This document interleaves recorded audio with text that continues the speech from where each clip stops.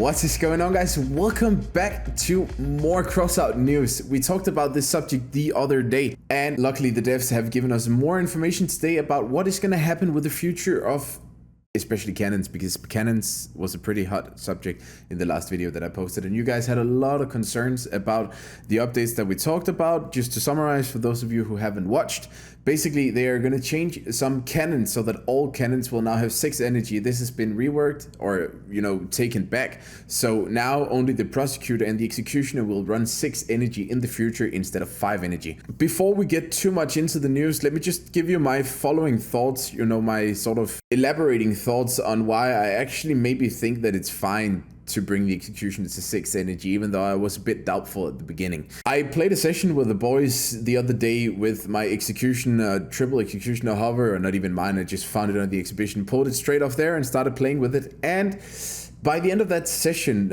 we had dealt quite a lot of damage. I can just quickly bring up the numbers here on the screen, but basically my executioner hover for that entire session had dealt almost 6,000 damage in total for 3 executioners. That is by far on par with Typhoons, what they would deal in a usual session. We have Typhoon players in my clan who usually have dealt after a session between 4,500 and 5,000 damage, maybe 5,500 damage. So having 5,700 damage average through a session with executioners is terrifyingly high.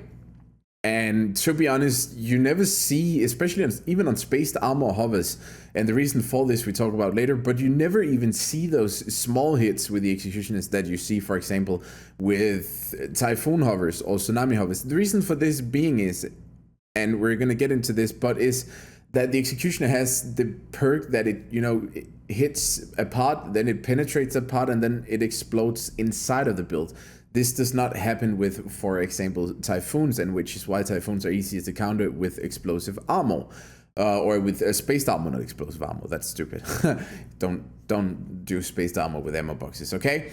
But this means that the explosion itself will happen inside the build and often resulting in more parts being taken out, and which is also why you would probably see higher damage numbers, because you hit more parts each shot. Having clarified that, let's just read what they say first. We would like to dispel doubts and explain in more detail how the updated mechanics of the damage caused by explosive shells will work.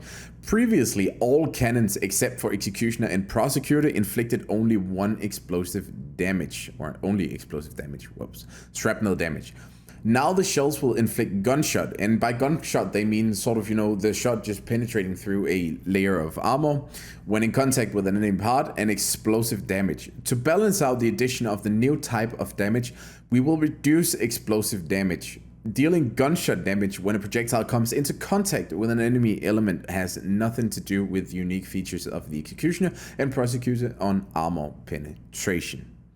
Alright, so the most important thing to take from this is that they say, to balance out the addition of the new type of damage, we will reduce explosive damage. Basically, we're gonna see these, I'm assuming, the same penetration power that the Executioner and the Prosecutor have, even though they say that the gunshot damage when a projectile comes into contact with an enemy element has nothing to do with the unique features of the Executioner and the Prosecutor on armor penetration. So while they say that it's not the same, I don't really understand this being any other way than being the same. So maybe one of you guys can clarify in chat, because yeah, I cannot really figure their wording. Is they say a gunshot and then explosive damage, so I'm still assuming that this means some sort of a penetration power, otherwise it'll just be exactly as it is before. So we will have to see exactly what they mean by that. And then we're currently working on and discussing different compensation options for those players who have more than 2 equally upgraded cannons that will change their power consumption. Okay, this is also something that a lot of you guys actually complained about, and I think in general you guys are always so quick at pulling the trigger and just being like, you got fucked over again. But I mean, sometimes we have to also just wait and see when the patch drops, guys. Okay, so just take that with you. That is my word of advice for right now. Just don't always stress it too much. We'll see some changes to it. Okay, it's not the final things just because we see some of it, so don't draw too many conclusions like I am doing in all of these videos, where I am doing nothing but just drawing conclusions in order to talk to you guys. I'm the one who does it. You guys don't get to do it, okay? And then, we'll probably see something. So if you have 3 executioners that are all upgraded, you might get some compensation for it. That's really awesome. It was decided to apply the updated mechanics to other explosive projectiles, course and homing missiles, as well as plasma guns. Autocannons and grenade launchers will not be affected by the change. Okay, this means that homing missiles like the Pyre and the Hurricane, as well as plasma guns, you know, the that quasar thingy that I'm trying to remember, and then the pulsar, those two weapons that I couldn't remember, but those two will also see some likewise changes. Personally, I don't think they should do it for the pulsar, because the pulsar has an insane explosion radius already, and the projectile doesn't really look like something that penetrates anything. Like, it's a slow moving plasma ball, so let that one explode as soon as it collides with something, in my opinion at least. It is planned to change the perks of cannons Tsunami and Typhoon. In the case of Tsunami, the time for receiving the damage bonus will be significantly reduced, but the bonus itself will be reduced as well. So you will probably have an easier time at stacking your bonus now, so it will be more worth it, because it's not worth it at the moment. You'll lose overall DPS if you sit there and stack your cannons.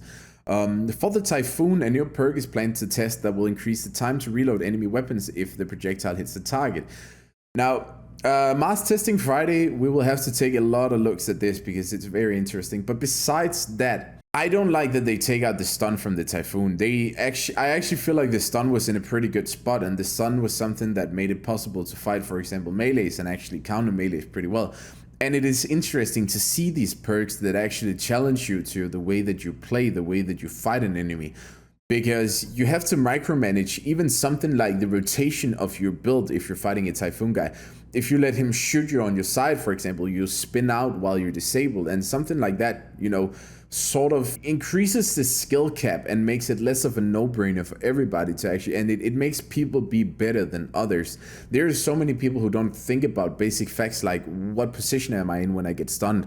Am I rotating while I'm getting stunned? Am I moving in a direction while I'm getting stunned? Because you can predict a lot of those things, and you can actually do something to counter it and use those stuns to your advantage. And you can also, you know, counter the person who's trying to stun you and counter his stuns on you. And I feel like this reduces the skill cap quite a lot for a lot of people. But I also feel like the devs really have to be careful that they're not just, you know, bending down and saying, all right, fine, we listened to all your critiques, so we're just gonna give into it. Because once again, I feel like the perk is getting changed because a lot of people complain, and people complain too much because they get countered from it. I think the Typhoon was very strong, but the perk is not the issue, because the perk was actually, I feel like the perk was in a nice balanced state right now. You couldn't get multi-chain stunned, you couldn't get trained for days and days and days as long as you just got hammered by Typhoon teams, but you could get stunned a couple times and then you would have diminishing return on it. So it kind of sucks, in my opinion, that they have gone ahead and said that they want to change this, but we will have to see what this means on the test server when we get to it. Let me know your thoughts on this entire patch in the comments down below, and then we will have a great discussion on this. And I guess I'll see you guys on the test server Friday, when we will be doing some live streaming from there, as well as some videos. See you guys in the next one. Bye bye.